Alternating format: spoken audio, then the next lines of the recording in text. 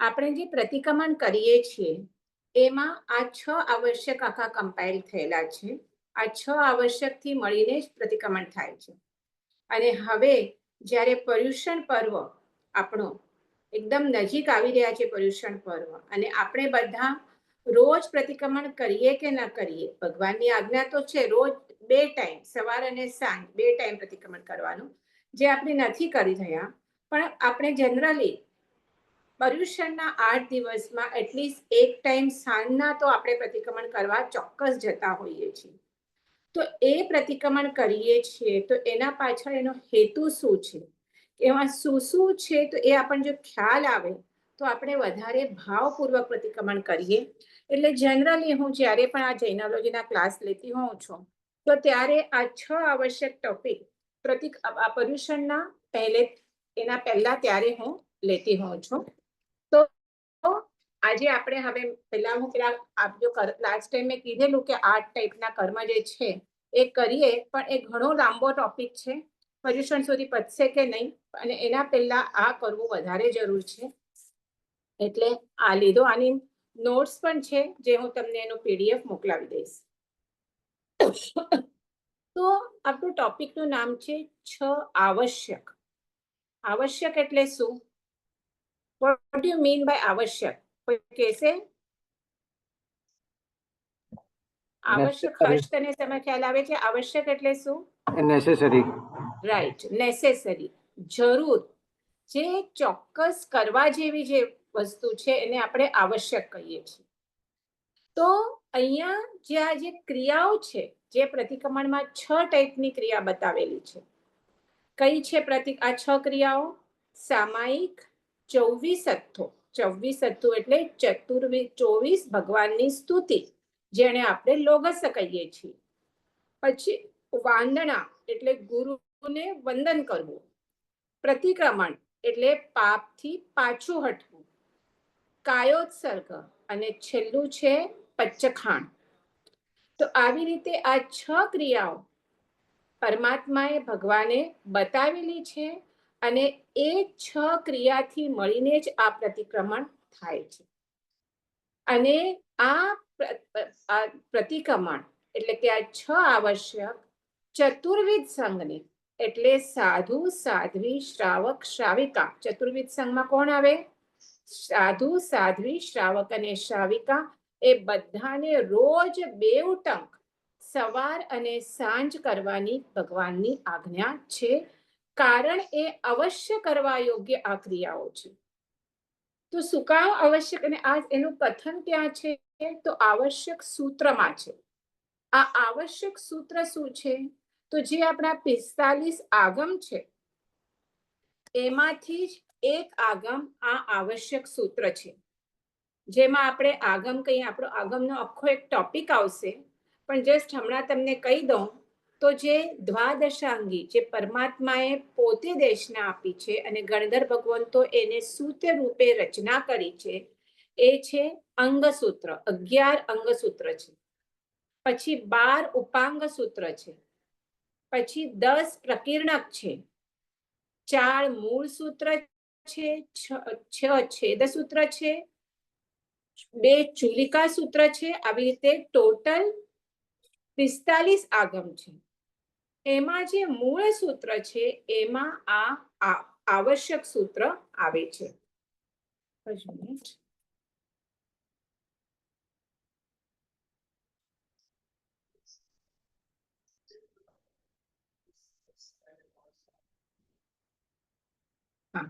તો આમાં આ આવશ્યક સૂત્ર આવે છે. અને જે દિવસે પરમાત્માએ જ્યારે કેવળ જ્ઞાન થાય છે ત્યારે દેવો આવીને સંવત્સરની રચના કરે, પરમાત્મા ગણધર પદે જે પણ હોય એમને સ્થાપન કરે, અને ચતુર્વિધ સંઘની ત્યારે એ રચના કરે છે, સાધુ, સાધ્વી, શ્રાવક, શ્રાવિકા. અને ત્યારે એમના આપણે કહીએ તો એમની આજ્ઞાથી ગણધર ભગવાન આ આવશ્યક સૂત્રની રચના કરે છે, જેમાં આ 6 આવશ્યક પરમાત્માએ ફરમાવેલા છે. હવે આ કેમ આટલી આવશ્યક ક્રિયા કરેલી છે? તો મેન તો આપણું લક્ષ્ય શું છે? કે સર્વ કર્મ રહિત થવું અને મોક્ષ પ્રાપ્ત કરવું.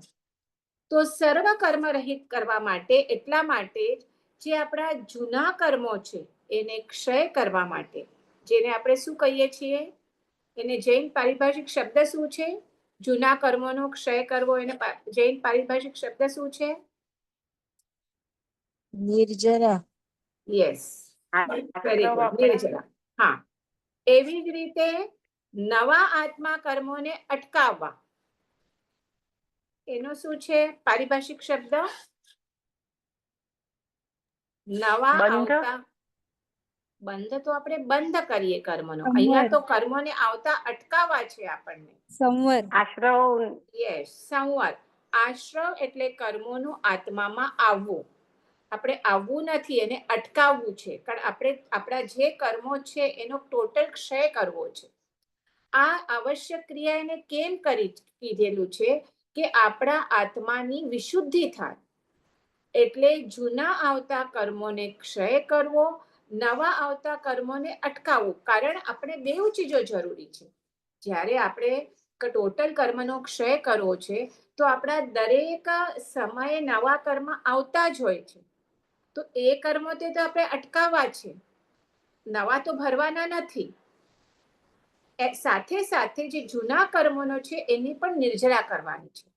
તો આવી રીતે તમે નવા કર્મો અટકાવશો અને જૂના કર્મો તમે જે મેં એક બોટના એક્ઝામ્પલથી તમને સમજાવ્યું હતું કે એક બોટ પાણીમાં જઈ રહી છે, એમાં છેદ પડ્યો તો શું થયું? પાણી અંદર આવવા લાગી, બોટ ડૂબવા લાગી. હવે આપણને બોટ ડૂબવા નથી દેવી તો શું કરવાનું? પહેલા તો તમે છિદ્ર બંધ કરી દો જેમાંથી પાણી અંદર આવી રહ્યું છે. પણ ખાલી છિદ્ર બંધ કરવાથી પણ નહીં થાય, કારણ ઓલરેડી પાણી અંદર આવી ગયું છે. એટલે બેઉ ક્રિયા સાથે કરવાની છે. છિદ્રથી નવા આવતા કર્મોને, મીન્સ કર્મોને, પાણીને એટલે નવા આવતા કર્મોને અટકાવવાના પણ છે, અને જૂનું પાણી જે ઓલરેડી આવી ગયું છે અર્થાત જૂના કર્મો જે આવી ગયા છે એને પણ અટકાવવાના છે. તો આ બેઉ ક્રિયા આ શેનાથી થશે? આ પ્રતિક્રમણ એટલે આ આવશ્યક ક્રિયાથી થશે. એટલે આત્માની વિશુદ્ધિ કરવા માટે આ પ્રતિક્રમણ ક્રિયા કહેલી છે કે જેનાથી આત્માની વિશુદ્ધિ થાય, અને એટલે જ એને આવશ્યક ક્રિયા એટલે નેસેસરી ક્રિયા કહી છે. કારણ રોજ આપણા દિવસના પણ પાપ બંધાય છે, રાતના પણ બંધાય છે. એટલે રાતના કર્મ આપણે પાપ બંધાય એનું પ્રતિક્રમણ તમે વહેલી સવારના કરો, સૂર્યોદયની પહેલા. અને જે દિવસ દરમિયાન જે પાપ થયા હોય એનું પ્રતિક્રમણ તમે ક્યારે કરો? દિવસ આપણે જ્યારે આથમે ત્યારે કરીએ છીએ. તો હવે એનાથી શું કામ આપણે કરીએ છીએ? તો જે આપણે કર્મબંધ કર્યા છે, બરાબર છે, દિવસના જે આપણે કર્મબંધ કર્યા છે એ નિધત્ત કક્ષાના કહેવાય. અને એ જો આપણે આવી રીતે પ્રતિક્રમણથી ક્ષમા માંગીને વગેરે કરીએ તો એ નિકાચિત બનતા અટકી જાય. એ નિધત્ત શું છે, નિકાચિત શું છે, હમણાં તમને હું શોર્ટમાં સમજાવું છું. પછી આપણી કર્મ થિયરી હશે ત્યારે વધારે ડિટેલમાં સમજશું. બેઝિકલી બધી અલગ અલગ ટાઈપ બતાવે છે. નિકાચિત કર્મ હોય એ કર્મો તમને કોઈ પણ હિસાબે તમને ભોગવવા જ પડે. એનું મેં પહેલા કીધેલું, બધા કર્મો ભોગવવાની જરૂર નથી. તમે તપ અને સંયમથી જ્યાં સુધી એ કર્મો ઉદયમાં આવ્યા નથી ત્યાં સુધી તેનો ક્ષય કરી શકો છો. પણ કયા? એ નિધત્ત કક્ષાના હોય તો. જો એક વખત નિકાચિત કક્ષાના એ થઈ જાય તો એ તમને ભોગવવા જ પડે. એનું જ્યારે સમય પાકે ત્યારે એ ભોગવવા જ પડે. જેમ કે મહાવીર સ્વામીનું, જે એમના વાસુદેવના ભાવમાં જે એમણે એના શૈયા પાલકના કાનમાં જે ધગધગતું સીસું રેડ્યું હતું, એ એમનું નિકાચિત કર્મ બંધાયું હતું. એટલે એના ફળ સ્વરૂપે એ જ્યારે એ ક્યારે ઉદયમાં આવ્યું? આ તીર્થંકર મહાવીર સ્વામીના એ કાળમાં ઉદયમાં આવ્યું. જેનું ફળ શું મળ્યું એમને? કોઈને ખબર છે?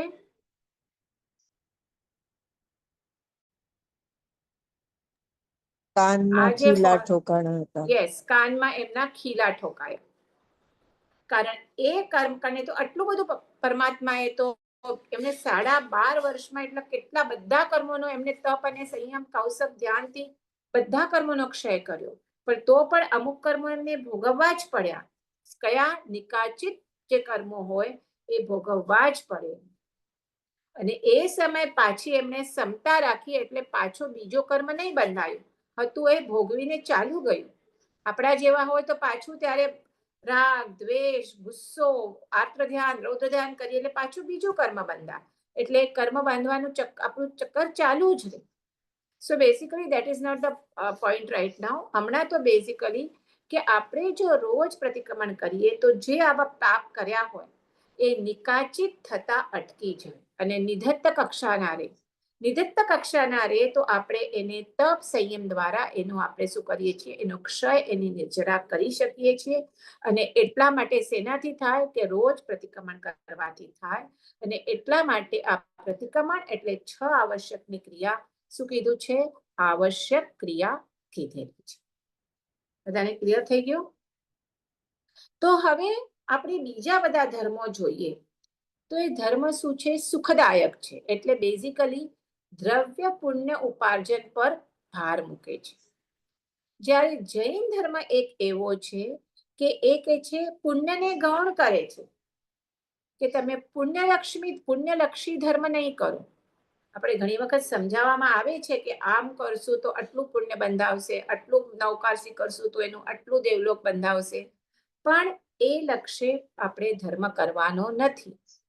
આપણે તો આપણા કર્મની નિર્જરા કેમ થાય, ક્ષય કેમ થાય એ લક્ષ્ય એટલે સંવર અને નિર્જરા લક્ષી. સંવર એટલે નવા આવતા કર્મોને અટકાવવું. હવે બહુ વખત મેં રિપીટ કર્યું છે, હવે કોઈને ભૂલવું ના જોઈએ.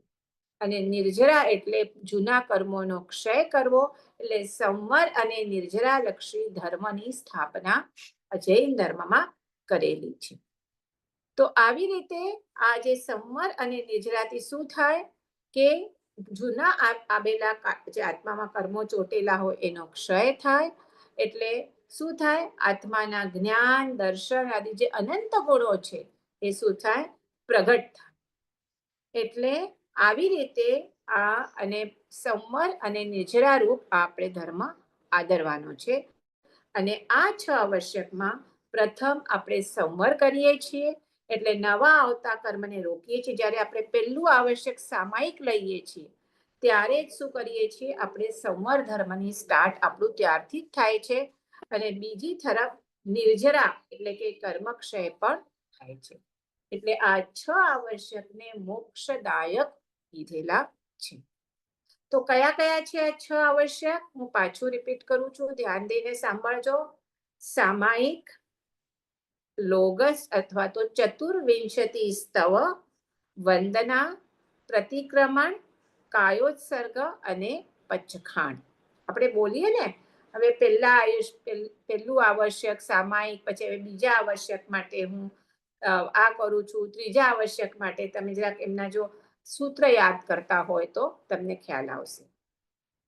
તો હવે મેં કીધું એવી રીતે આ ક્યારે એની રચના ક્યારે થઈ છે કે જ્યારે પરમાત્મા સાધુ સાધ્વી શ્રાવક શ્રાવિકા રૂપ આ ચતુર્વિધ સંઘના સ્થાપત કરે છે ત્યારે પ્રથમ દિવસે જ ગણધર ભગવંતો આ તીર્થંકર પરમાત્માના ઉપદેશ અનુસાર આ આવશ્યક સૂત્રની શું કરે છે? રચના કરે છે. અને ચતુર્વિધ સંઘના સાધકો એનું એ કરે છે, એ પોતાના એટલે એની આ કરવાનું પણ ચાલુ કરે છે. આજે પણ આપણે જોઈએ તો આપણે શ્રાવક શ્રાવિકાઓ આપણે એમાં ઢીલા પડી ગયા છે, નથી કરતા. ઘણા શ્રાવક એવા હોય છે કે એ ઉભય કાળ રોજ કરે છે, પણ હવે જેમ જેમ કાળ પસાર થતો જાય છે એમ એમ એ સંખ્યા ઘટતી જાય છે. પણ આપણે સાધુ સાધ્વી જોઈએ તો આજે પણ ગમે એટલા બીમાર હોય તો બીજા એમને સંભળાવે, પણ 2 વખત એમનું આ પ્રતિક્રમણ એ એમની એક મસ્ટ ક્રિયા હોય છે. બીમાર હોય તો બેડ ઉપર સૂતા સૂતા પણ બીજા સાધુ હોય કે સાધ્વી હોય એમને કરાવે, પણ એ તો કન્ટિન્યુઅસ કરે છે, એમના એ આચારમાં છે જ. તો હવે આપણે કહીએ તો આ મોક્ષ માર્ગ છે, એના માટે એના પર ચાલવા માટે જ્ઞાન અને ક્રિયા બંનેની જરૂર છે. ખાલી ક્રિયાથી પણ નહીં ચાલે અને ખાલી જ્ઞાનથી પણ નહીં ચાલે. જ્ઞાનથી શું થાય છે કે જ્ઞાન તમે લો તો જીવ અને કર્મનો શું સંબંધ છે, નવ તત્વ શું છે, એ બધાની આપણને સમજણ મળે. 6 દ્રવ્યની સમજણ મળે, કારણ એની સમજણ પણ એટલી જ જરૂરી છે. અને પછી ક્રિયા એટલે તપ અને સંયમ રૂપ ક્રિયા, કે જેનાથી પૂર્વ કર્મ ખપે છે અને નવા આવતા કર્મ રોકાય છે. હવે જે આ પ્રતિક્રમણની મેં કીધું એવી રીતે આ ચતુર્વિધ સંઘ માટે મેં કીધું કે કમ્પલસરી છે, પણ એ 24 તીર્થંકરના સાધુ સાધ્વી માટે આ કમ્પલસરી નથી. પ્રથમ તીર્થંકર ઋષભદેવ ભગવાન અને અંતિમ તીર્થંકર મહાવીર સ્વામીના સાધુ સાધ્વીઓ માટે આ કમ્પલસરી છે. જ્યારે વચ્ચેના 22 તીર્થંકર જે હતા એમના વખતમાં આ કમ્પલસરી નહોતું. તો આપણે થાય કેમ ભાઈ આવું? તો એનું કારણ એમ છે કે જ્યારે પ્રથમ તીર્થંકર ઋષભદેવ હતા ત્યારે એ વખતના જે લોકો હતા, સાધુઓ હતા, એ ઋજુ અને જડ હતા. કેવા? ઋજુ એટલે કોમળ અને અથવા તો સીધા, સ્ટ્રેટ ફોરવર્ડ, અને જડ એટલે આપણે કહીએ ને જડ છે તો જલ્દી સમજ જ નથી પડતી કોઈ, આપણે કહીએ ને તો એટલે જડ હોય એટલે ભૂલોનો સંભવ રહે, ભૂલ થવાનો. આપણે સ્માર્ટ કહીએ તો આપણે સ્માર્ટ માણસો ઓછી ભૂલ કરે, પણ જે ના હોય એનો ભૂલ થવાનો સંબંધ વધારે રહે. એટલે શું થાય? જડતા છે ત્યાં ભૂલ થાય, ભૂલ થાય એટલે શું થાય છે? ત્યાં ભૂલના પ્રાયશ્ચિત રૂપ આ પ્રતિક્રમણની વ્યવસ્થા કીધેલી છે કે તારાથી ભૂલ થઈ છે ને, તો તને આ દિવસ દરમિયાન તારાથી જે ભૂલો થયો છે એનું પ્રતિક્રમણ તું રાતના કરી લે. અને સેમ રીતે આપણે મહાવીર સ્વામીના વખતના જે સાધુઓ છે, આપણે લોકો છીએ, કેવા છીએ? વક્ર અને જડ છીએ. આદેશ્વર ભગવાનના વખતે તો ભલે જડ હતા, જડ બેઉ છે, પણ એ ઋજુ તો હતા, સરળ હૃદય હતા. પણ આપણે બધા હવે હમણાંના કેવા લોકો છે? અને આપણા લોકોમાંથી સાધુ સાધ્વીઓ થાય એટલે કેવા છે? તો વક્ર અને જડ. એટલે જડ એટલે ભૂલ થાય અને વક્ર એટલે ભૂલ થયા પછી એ જલ્દી સ્વીકારે નહીં. આપણે કોઈ પણ બતાવે તો આપણે શું કે સામે આર્ગ્યુમેન્ટ્સ કરીએ.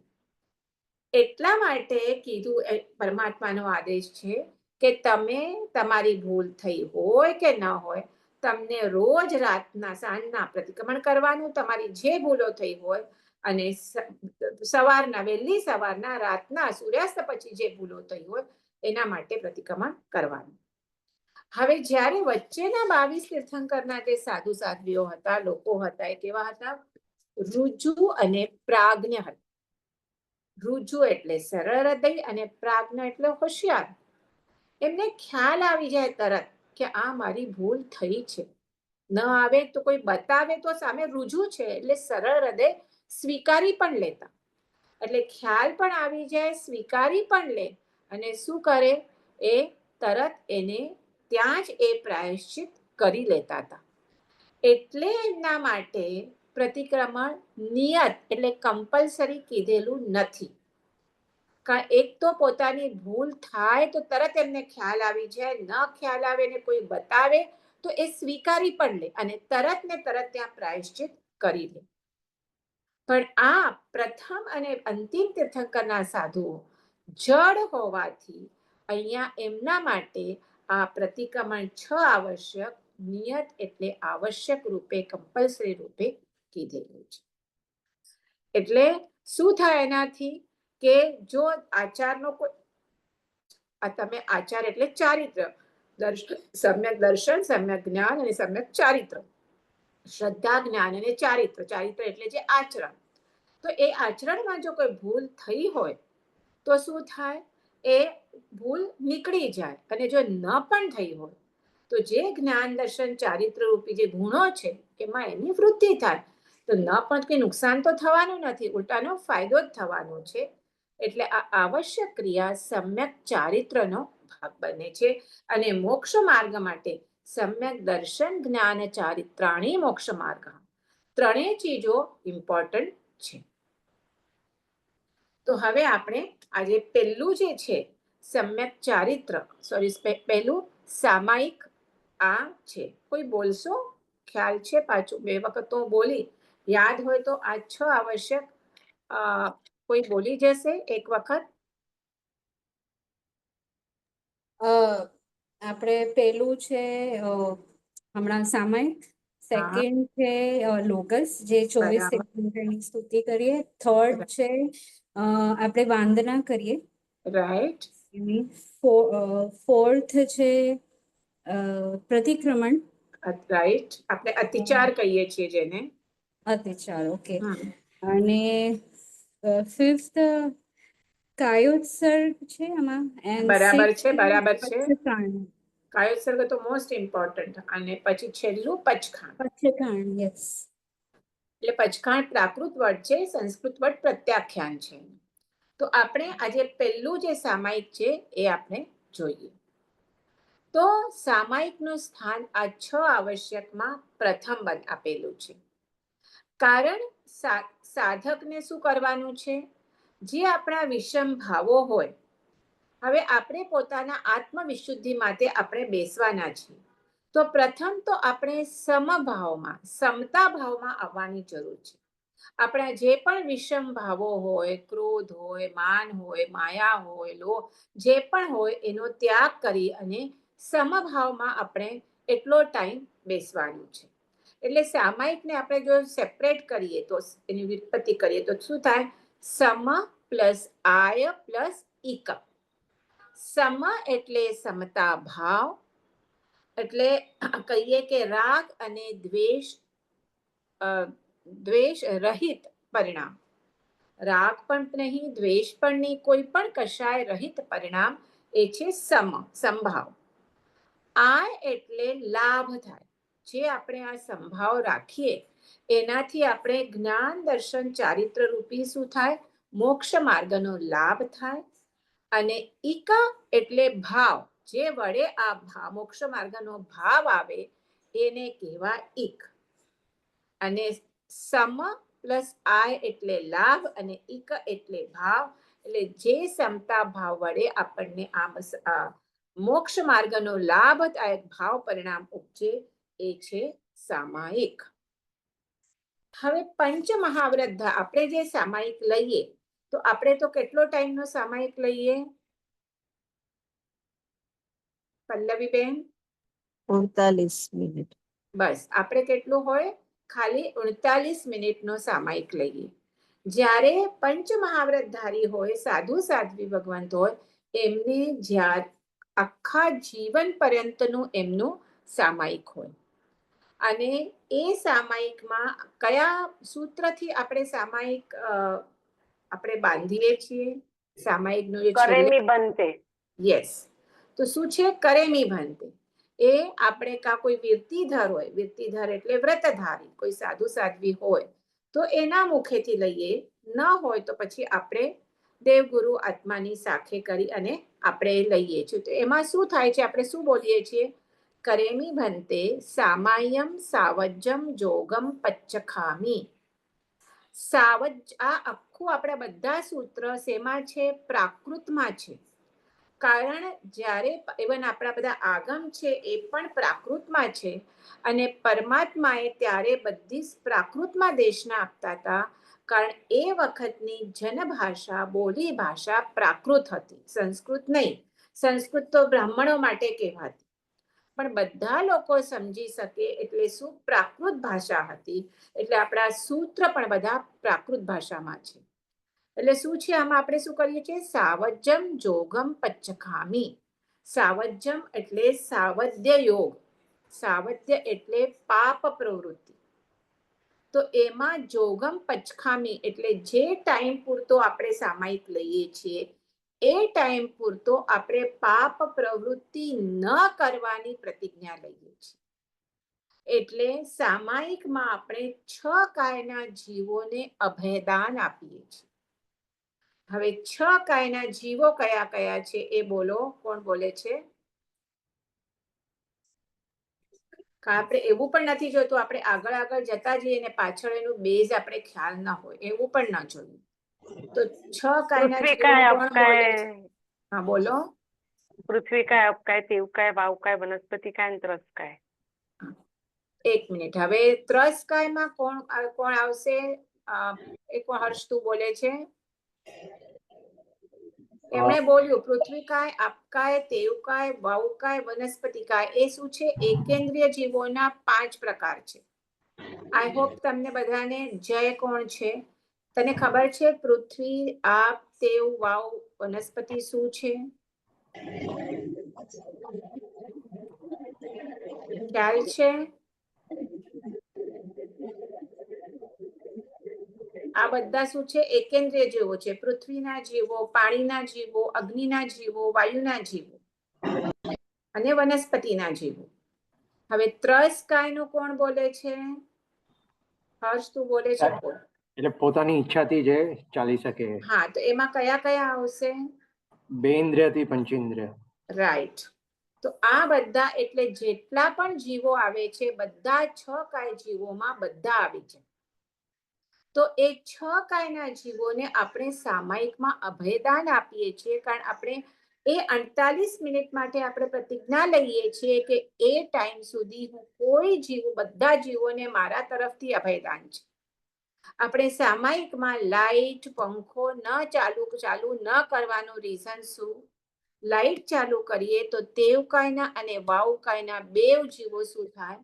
એનું મરણ થાય, એનો એ નાશ પામે. એટલા માટે તેવકાય એટલે અગ્નિના જીવો અને વાયુકાય એટલે પવનના જીવો જે હોય છે. તો તમે પંખો ચલાવો તો શું થાય? 2 જીવોનો નાશ થાય. એવી જ રીતે લાઈટમાં. તો એવી રીતે કાચું પાણી છે, આપકાયના જીવો.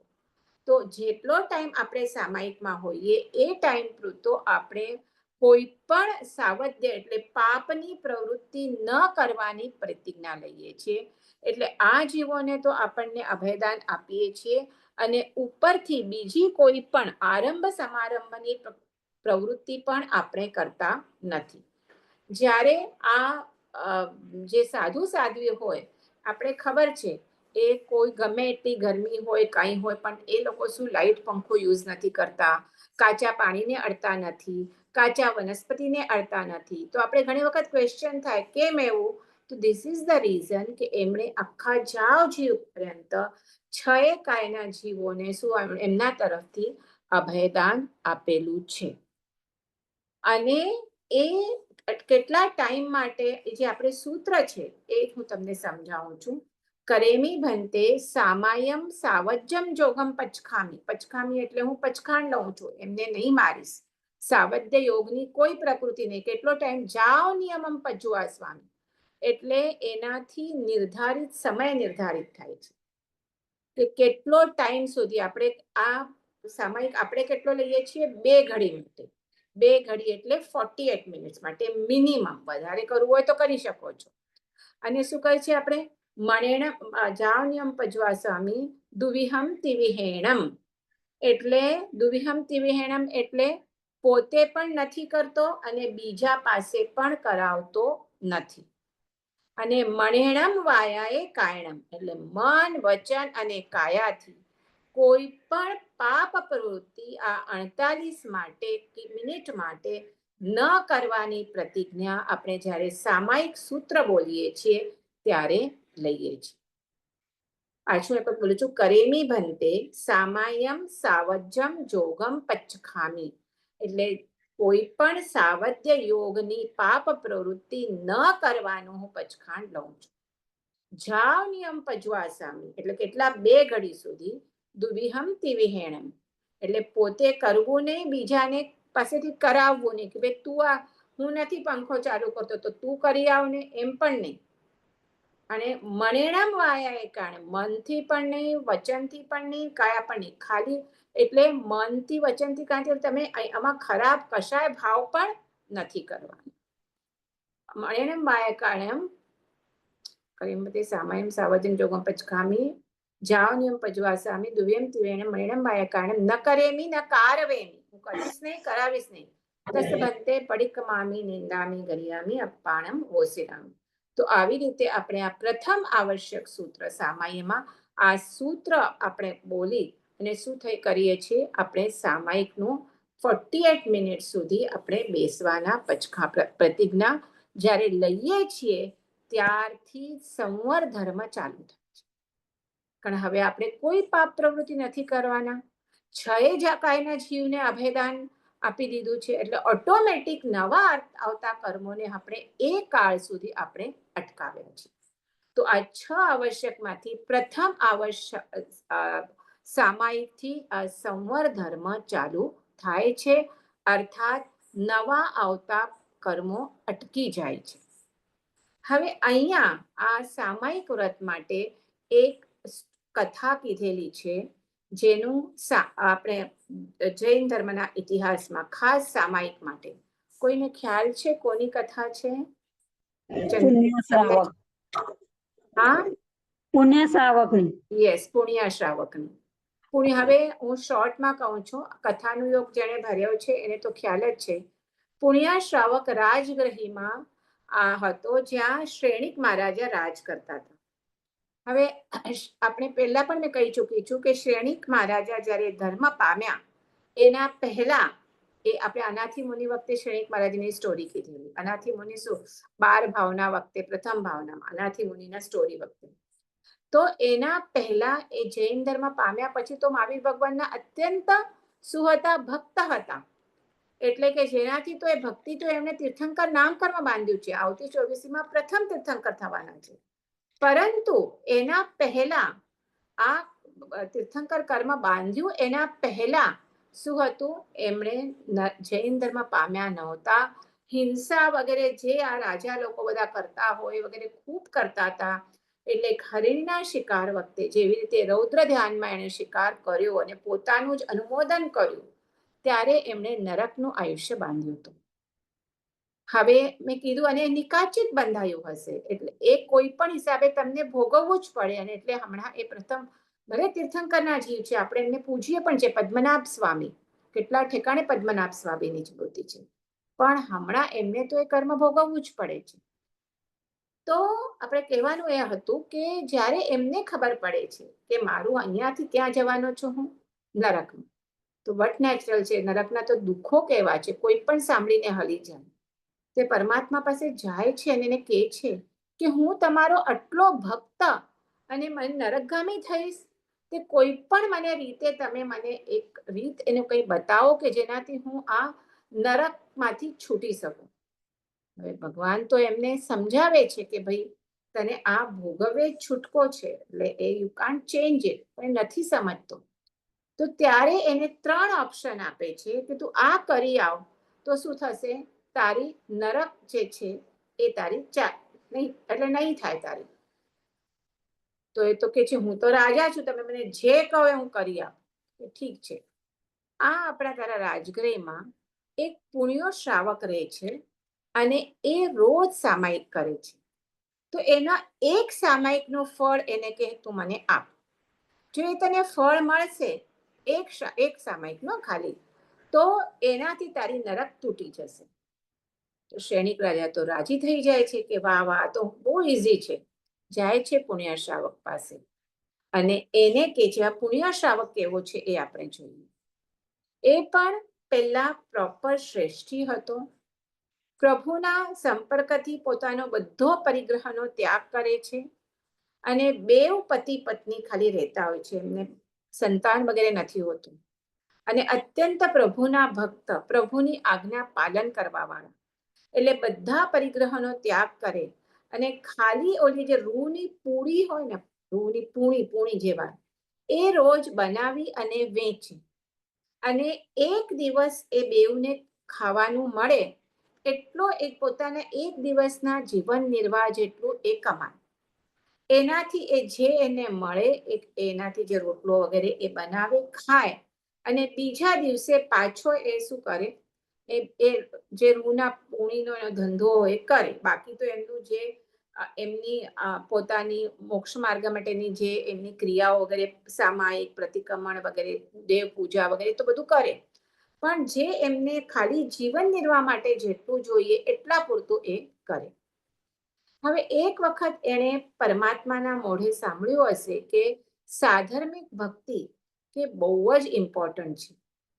તો એમણે નક્કી કર્યું કે આપણને રોજ એક સાધર્મિકને જમાડવો અને બેઉ પતિ પત્ની એવા, અને પછી આપણે શું કરવું, પછી આપણે ભોજન કરવું. પણ હવે એ રોજ એટલું જ એને જીવન નિર્વાહ માટે એ પૈસા ભેગા કરતા, એટલે એટલું જ વેપાર કે જે કરતો કે જેનાથી 2 જણનું પેટ ભરાય. હવે એમાંથી એમને 1 જણને જમાડવા હોય તો 3 જણ જેટલું કમાવું જોઈએ. એટલું તો હતું નહીં. ને હવે સાધર્મિક ભક્તિ કરવી હતી. તો આ પુણ્ય શ્રાવક અને એના પત્ની કેટલા ભક્તિવાળા કે એમણે નક્કી કર્યું કે આપણે કરવું તો છે. તો કે એક દિવસ હું ઉપવાસ કરીશ અને પત્નીને કહે છે 1 દિવસ તું ઉપવાસ કર. એટલે આપણે 2-3 જણનું ખાવાનું મળે એટલું તો આપણે કમાઈએ છીએ. એટલે 1 દિવસ હું અને ઓલા સાધર્મિકને જમાડીશ, બીજા દિવસે તું અને ઓલા સાધર્મિકને જમાડીશ. તો આવા પુણ્યશાળી જીવો, અને એ સામાયિક કરે એ પણ કેવું સામાયિક કરતા હશે. કે એનું સામાયિક પ્રભુએ વખાણ્યું કે એ એવા શ્રાવકનું તું જઈને ફળ, એ સામાયિકનું ફળ લઈ આવ. અને એટલે સુધી કહે છે કે એક દિવસ આ પુણ્ય શ્રાવક શું કરતા હોય છે, સામાયિક કરતા હોય છે. સામાયિક કરતા હોય છે, પણ જે સામાયિકમાં ચિત્ત લાગતું હોય એ એમનું લાગતું નથી.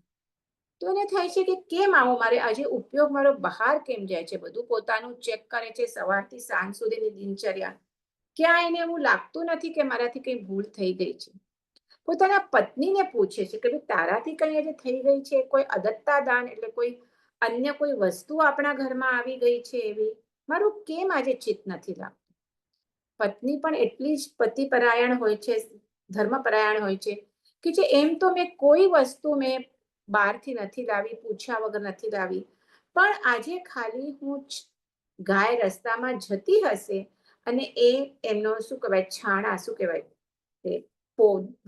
શું કહેવાય મને, પોદરા કે જે નાખે, તો કે એ રસ્તામાંથી જે નાખ્યું હતું એ તો હવે એનું ઉપયોગી ન હોય એ જ, કે એ હું લઈ આવી છું છાણા, એના છાણા બનાવવા માટે, કે જે રસોઈ કરે એના એ અગ્નિ પેટવવા માટે. તો એ હું લઈ આવી છું, બીજું મેં કશું કર્યું નથી. તો આ પુણ્ય શ્રાવકે છે પહેલા હમણાં જઈને તું એ પાછા જ્યાં હતા ત્યાં નાખી. એટલે તમે વિચાર કરો કેટલી વિશુદ્ધિ હશે એમની. અને એટલે એવા પુણ્ય શ્રાવકનું સામાયિકનું ફળ લાવવાનું આ શ્રેણિક મહારાજા કહે છે. અને સોરી મહાવીર પ્રભુ કહે છે શ્રેણિક મહારાજાને. શ્રેણિક મહારાજા જાય છે અને કે છે એમાં શું છે, હું તો એને કહીશ તે જેટલા પૈસા કહેશે એટલા હું આપી દઈશ, હું તો મગજનો કેવો છો સમ્રાટ છું. જાય છે અને કે એની પાસે, તો ઓલો કહે છે કે અરે તમે સમ્રાટ થઈને ક્યાં આવ્યા, મને બોલાવી લીધો. અને પછી એને બેસાડે છે અને પૂછે છે કે ભાઈ શું કામ પડ્યું તમે આવ્યા. તો એ કહે છે કે આવી રીતે મને તું સામાયિક કરે છે તો એક સામાયિકનું ફળ મને જોઈએ છે, તું જેટલા પૈસા કહીશ એ હું આપી દઈશ. એ કહે છે પુણ્ય શ્રાવ કે તમે જે કહો હું આપું, પણ સામાયિકનું ફળ આપવાની મારામાં પણ શક્તિ નથી. કે મેં સામાયિક કર્યું છે તો એનું ફળ એને જ મળે. હી can't A pass on to other one. જે આપણે ભાવનાઓ પણ કરી હતી, એકત્વ ભાવના, અન્યત, કે ભાઈ તું એકલો આવ્યો છે, જે તું પુણ્ય કરીશ કે પાપ કરીશ એનું ફળ તને જ ભોગવવાનું છે, બીજો કોઈ એમાં ભાવ પડાવી શકે નહીં. તો ઘણો કહે છે પણ કે મારા હાથમાં જ નથી, હું કેવી રીતે કરું. એટલે આપણે તો અહીંયા ખાલી આ સામાયિકમાં કેવું પુણ્ય શ્રાવકનું સામાયિક હશે કે પ્રભુ એનાથી નારકી પણ ટળી શકે એવા કેટલાને, એમની કેટલી વિશુદ્ધિ હશે ને કેટલી વિશુદ્ધિ તમારી સામાયિકથી થઈ શકે એ આ પુણ્ય શ્રાવકના સામાયિકના દ્રષ્ટાંતથી ખ્યાલ આવે છે. તો આ આવી રીતે આપણે સામાયિક લીધું. સામાયિક લીધીને જનરલી આપણે આ 6 આવશ્યક પ્રતિક્રમણ કરવા હોય તો પછી આપણને આગળના બધા પછી બીજું આવશ્યક, ત્રીજું આવશ્યક બોલતા જઈએ. અને જો ન કરવું હોય તો પણ આપણે શું કરીએ, ખાલી પણ તમે સામાયિક લઈને બેસો, આ 6 આવશ્યક ન કરવા હોય તો દિવસના પણ તમે સામાયિક આપણે કરીએ છીએ. અને કોઈ પણ સ્વાધ્યાય છે, માળા છે, આત્મલક્ષી જે પણ ક્રિયા હોય એ કરી શકાય. તો અહીંયા તો આપણે 6 આવશ્યકનું પ્રથમ આવશ્યક સામાયિક છે એ લીધું અને પછી છેલ્લે જેમ લેતી વખતે આપણે કરેમી બંતે બોલીએ એવી જ રીતે પાળતી વખતે પણ એના સૂત્ર છે, ખ્યાલ છે. તો એમાં આપણે એક જે સૂત્ર બોલીએ એમાં શું બોલીએ? સામાન્ય વય જૂથો. એમાં એટલે સામાન્ય જ્યારે પાળીએ ત્યારે એમાં 2 લાભ બતાવ્યા છે કે સામાયિક કરવાથી શું લાભ થાય. એક છે છિન્નઈ અસુવમ કમ્મમ અને બીજો છે સમણો ઇવ સાવઓ જમ્મા. હવે મને આ સૂત્ર મે બી થોડીક સ્થાનકવાસી અને ડેરાવાસી પરંપરામાં કદાચ થોડા જુદા પડતા હશે, પણ આઈ એમ શ્યોર કે મિનિંગથી બધા બહુ કંઈ ફરક નહીં. તો અહીંયા મને તો હું ડેરાવાસી સંપ્રદાય પ્રમાણે પરંપરા પ્રમાણે કરું છું એટલે મેં એ જે છે એ પ્રમાણે એનો લીધો છે.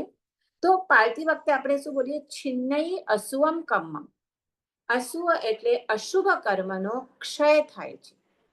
આપણે પહેલા જ જોયું કે આ આવશ્યક સૂત્રમાં 2 ચીજો સભાય છે. એક તો નવા આવતા કર્મને રોકાય છે, દેટ ઇઝ સંવર. એ આપણે સામાયિક વ્રત ગ્રહણ કર્યું ત્યારે જ ચાલુ થયું સંવર વ્રત.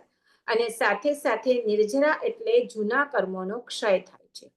તો અહીંયા આ સામાયિક કરવાથી શું લાભ થાય છે? તો એમાં 2 લાભમાં પહેલો લાભ બતાવેલો છે છિન્નઈ અસુવમ કમ્મમ એટલે અશુભ કર્મનો નાશ થાય છે. અને બીજો સમણો ઇવ સાવવો હવઈ જમ્મા એટલે કે શું થાય છે કે આ તમે સમણો સાવો હવી જાય તમે સમતાદી ગુણોમાં એટલે સોરી પહેલું જ છે કે પ્રથમ તો શું છે? અશુભ કર્મનો નાશ થાય છે એટલે નિર્જરા થાય છે. અને નિર્જરા થાય છે સાથે સાથે તમે સમતાદી ગુણોમાં સ્થિર રહો છો એટલે એ ગુણો પર જે આવરણીય કર્મો છે એ કર્મોનું શું થાય છે? નાશ થતો જાય છે અને ગુણો વધતા જાય છે. અને બીજો છે સમણો ઇવ સાવો જમ્મા. સમણો એટલે શું? કે આ સમણો એટલે સાધુ. તો જ્યાં સુધી સમણ શ્રમણનું સંકલન, શ્રમણને પ્રાકૃતમાં સમણ કહેવાય. તો સમણો ઇવ સાવઓ હવઈ જમ્મા એટલે જ્યાં સુધી ગૃહસ્થ શ્રાવક 2 ઘડી સુધી સામાયિકમાં હોય ત્યાં સુધી શું છે? સાવઓ એટલે સાધુ. સમણો ઇવ એટલે આ શ્રાવક સાધુની જેમ ગણાય છે. એટલે શ્રાવક 2 ઘડીની સામાયિક કરે છે તો એ 2 ઘડી માટે એ સાધુ તુલ્ય ગણાય છે. અને સાધુ આખી જિંદગી માટે સાધુ ગણાય છે.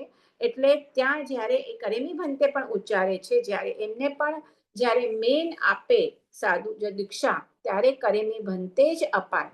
પણ એમને જાવત જીવ હોય જે આપણું ટાઈમ નક્કી કરાય આપણે 2 ઘડી માટે લઈએ છીએ, જ્યારે એમને જાવત જીવ એટલે આખા જીવન પર્યંત એમનું સામાયિક છે.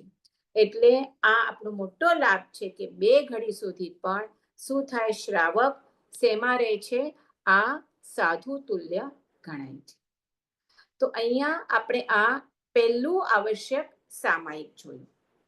હવે બીજું આવશ્યક છે 24 જે પ્રાકૃતનો વર્ડ છે. સંસ્કૃતનો વર્ડ છે ચતુર્વિંશતિ સ્તવ.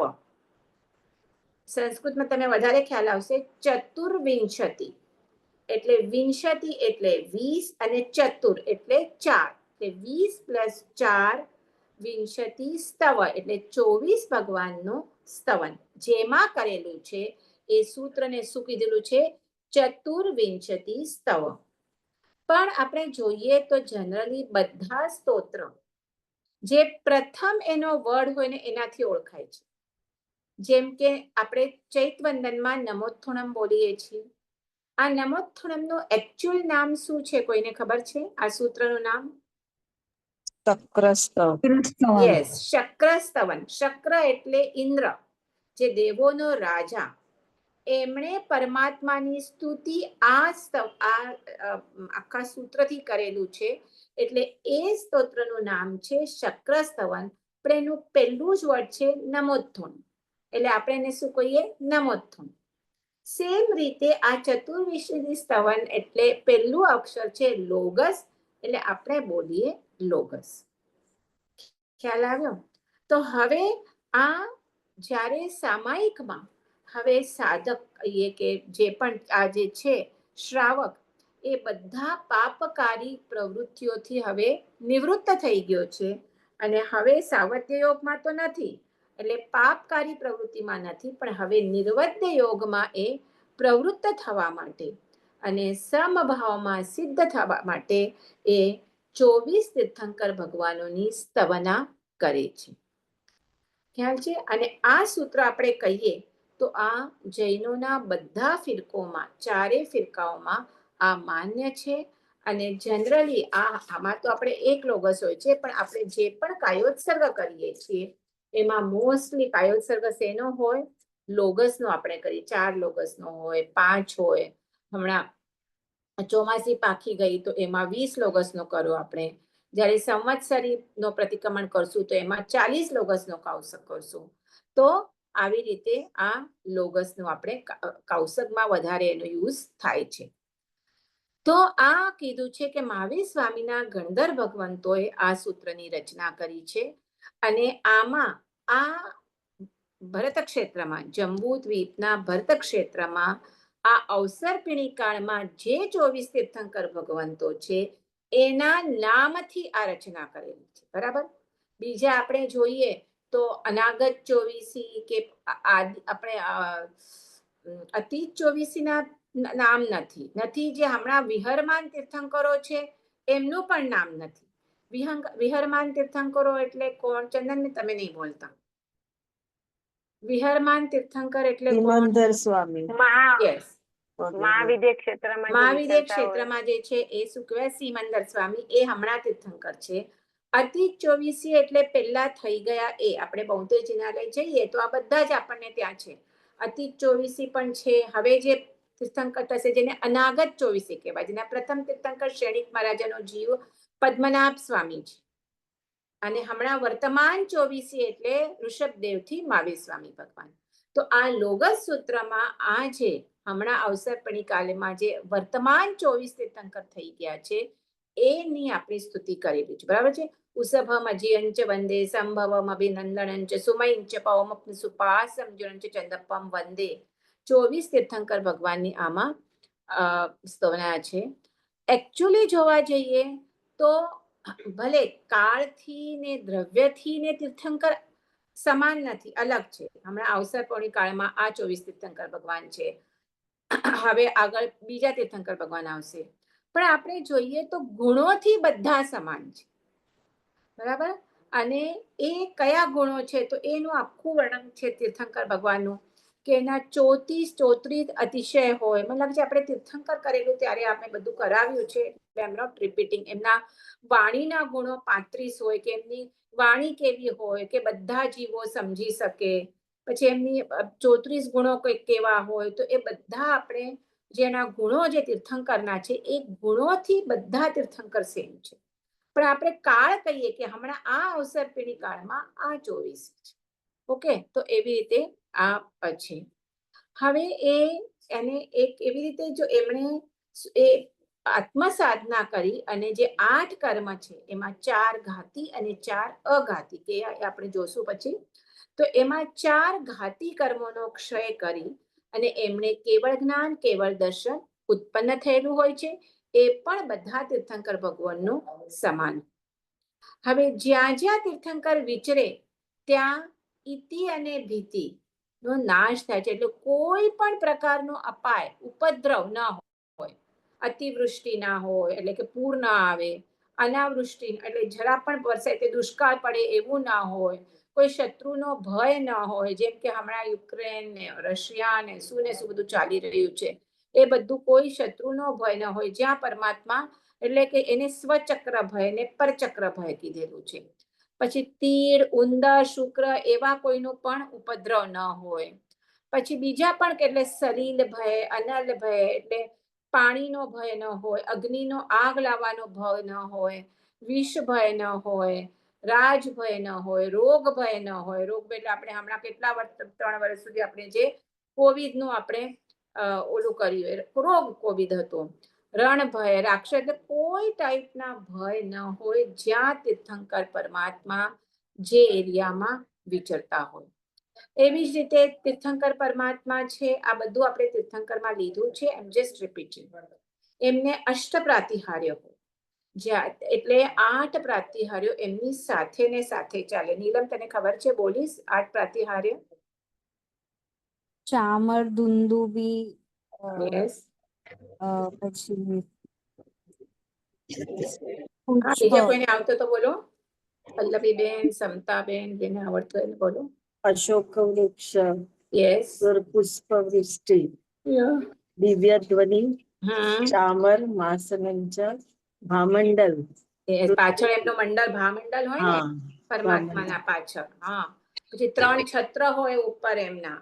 એમનાથી 12 ગણું ઊંચું અશોક વૃક્ષ હોય, સિંહાસન હોય, દેવ દુંદુભી વાજતી હોય. એટલે કે આવો આવો બધા પધારો, તીર્થંકર પરમાત્માની દેશના સાંભળો. ઉપરથી ફૂલોની વૃષ્ટિ થતી હોય. તો આવી રીતે 8 પ્રાતિહાર્યો એમની સાથે હોય. પછી આ બધું એમનું શું છે? બાહ્ય સ્વરૂપ આપણે જોયું. બરાબર છે? આ અષ્ટ પ્રાતિહાર્ય એમનું બાહ્ય સ્વરૂપ છે. આ એમને જ્યાં વિચરતા હોય ત્યાં કોઈ ભય વગેરે ન હોય, બાહ્ય. હવે અંતરંગ સ્વરૂપ ક્યાં છે? શું છે? જે વધારે ઇમ્પોર્ટન્ટ છે. તો અંતરંગ સ્વરૂપ એમને 4 ઘાતી કર્મનો ક્ષય કર્યો છે. એટલે અનંત જ્ઞાન, અનંત દર્શન, જ્ઞાનાવરણીય, દર્શનાવરણીય, મોહનીય અને અંતરાય, આ 4 ઘાતી કર્મનો ક્ષય કરવાથી અનંત જ્ઞાન, અનંત દર્શન, અનંત સુખ અને અનંત વીર્ય પ્રગટ થયા છે. પૂર્ણ વિતરાગતા, સર્વજ્ઞતા પ્રાપ્ત કરી છે. એટલે વિતરાગતા એટલે ન કોઈ પ્રત્યે રાગ અને ન કોઈ પ્રત્યે દ્વેષ. એ જ્યારે પૂર્ણ વિતરાગતા પ્રાપ્ત થાય ત્યારે જ સર્વજ્ઞતા એ જ બીજા સમયે પ્રગટે. પછી એ ધર્મની શરૂઆત કરનારા હોય છે, ધર્મની તીર્થની સ્થાપના કરવાના હોય છે. આપણે નમોત્થમ સૂત્રમાં જોઈએ તો શું છે? એમાં તીર્થંકર પરમાત્માનું એક એક વર્ણથી ભગવાનની સ્તુતિ કરી છે. એક એક ગુણો એમાં વર્ણવેલા છે. કેવા છે? ધર્મતીર્થની સ્થાપના કરનાર હોય છે, સ્વયં બુદ્ધ હોય છે, અભય દયાણમ, મગ્ગ દયાણમ, માર્ગ બતાવનાર હોય છે, બોધિ દયાણમ, બોધિ આપનાર હોય છે, શરણ દયાણમ, શરણ આપનારા હોય છે, 18 દૂષણોથી રહિત હોય છે, પ્રશમ રસથી ભરપૂર અને પૂર્ણ આનંદમય હોય છે. તો એવા 24 તીર્થંકર ભગવાનોની સ્તુતિ અહીંયા કરી છે. હવે આ જે સ્તુતિ છે લોગસ, એ 7 ગાથામાં વિભાજિત છે. તો એ 7 એટલે એના 3 ભાગ પાડેલા છે. 3 ભાગમાં પ્રથમ ગાથા મંગલાચરણની. જનરલી કોઈ પણ આપણે સ્તુત વગેરે જોઈએ તો પ્રથમ ગાથા ઓલવેઝ મંગલાચરણ હોય, જેમાં તીર્થંકર પરમાત્માની હું સ્તુતિ કરીશ એવી પ્રતિજ્ઞા મુમુક્ષુજીવ કરે છે કે હવે હું તીર્થંકર પરમાત્માની સ્તુતિ કરીશ. લોગસ ઉજ્જવ ઘરે લોગને ઉદ્યોગ કરનાર, ધમ્મ તીર્થયરે જેણે ધર્મ તીર્થની સ્થાપના કરનાર, ધમ્મ તીર્થયરે લોગસ ઉજ્જવ ઘરે ધમ્મ તીર્થયરે જેણે અર્યંતે કિત્તૈસમ 24 સંપી કેવલી. અર્યંત એવા 24 તીર્થંકરોને કિત્તૈસમ એટલે હું એમનું કીર્તન કરીશ, એમને સ્તવન કરીશ. અને પછી જે એને એટલે આ ભક્ત કહે છે આમાં પહેલી ગાથામાં, જે 4 ઘાતી કર્મોનો નાશ કરી કેવળ જ્ઞાન, કેવળ દર્શનને પ્રાપ્ત થયેલા, લોકાલોકને પ્રકાશિત કરેલા, ધર્મ તીર્થની સ્થાપના કરનારા, દેવ, દાનવ અને મનુષ્યો દ્વારા પૂજાયેલા એવા અર્યંત તીર્થંકર પરમાત્માનું હું કીર્તન કરીશ, સ્તવન કરીશ. લોગસ ઉજ્જો ઘરે, આખા લોકમાં શું છે? પ્રકાશિત કરનારા, ઉજ્જો ઘરે.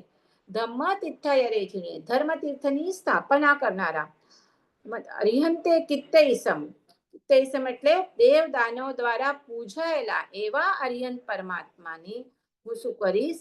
સ્તુતિ કરીશ. કિત્તૈસમ એટલે સ્તુતિ કરીશ. પછી બીજી, ત્રીજી અને ચોથી ગાથામાં, પછી બીજી ગાથા વિલ સ્ટાર્ટ ફ્રોમ ઉસભ મજીયંચ વંદે. સંભવ અભિધન આખું બોલતી નથી, પણ એ જે 3 ગાથાઓ છે છેલ્લે મહાવીર સ્વામી એ 3 ગાથામાં, દરેક ગાથામાં 8 તીર્થંકર ભગવાન અને એમને વંદન કરેલા છે. પહેલી ગાથામાં ઉસભ મજીયંચ વંદે, ઋષભદેવ અને અજિતનાથને હું વંદન કરું છું. એવી રીતે આખા 24 તીર્થંકર ભગવાનને એક એક ગાથામાં 8 તીર્થંકર ભગવાન એવી રીતે વંદન કરેલા છે. એટલે એ આ ગાથાને પ્રણિધાંત્રિક એમ કહેવામાં આવ્યું છે. પછી એને એક માત્ર ઈચ્છા હોય છે કોને, ભક્તને, આ કરીને. એવી નહીં કે મને આ પ્રાપ્ત થાઓ, મને આટલું ધન પ્રાપ્ત થાઓ, મને પરીક્ષામાં સારા માર્ક્સ મળો, સારું ઘર મળો, સારી પત્ની મળો કે સારું પતિ, એવી કોઈ ઈચ્છા આ જૈન ધર્મ બધી ભૌતિક ઈચ્છાઓ છે. આપણે ભૌતિક ઈચ્છાઓ પરમાત્મા પાસે પ્રકટ નથી કરતા. એકમાત્ર ઈચ્છા હોય છે આત્મકલ્યાણની.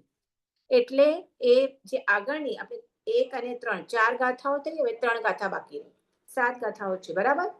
તો હવેના જે ગાથાઓમાં એ 3 સાધનોની એ યાચના કરે છે પ્રભુ પાસે. શું? આરુગ બોહિલાભમ સમાહી વરમુત્તમમ. બિંદુ એટલે આપજો. તો આરુગ, પાછું કહું છું, આ બધા સૂત્ર પ્રાકૃતમાં છે. સંસ્કૃતમાં હોય તો હજી થોડું આપણને સમજ પડે, પણ આ બધા શું છે? આરુગ એટલે આરોગ્ય. પછી બોહિલાભ એટલે બોધિલાભ. બોધિલાભ આપણે ભાવનામાં જોયું, બોધિ એટલે શું.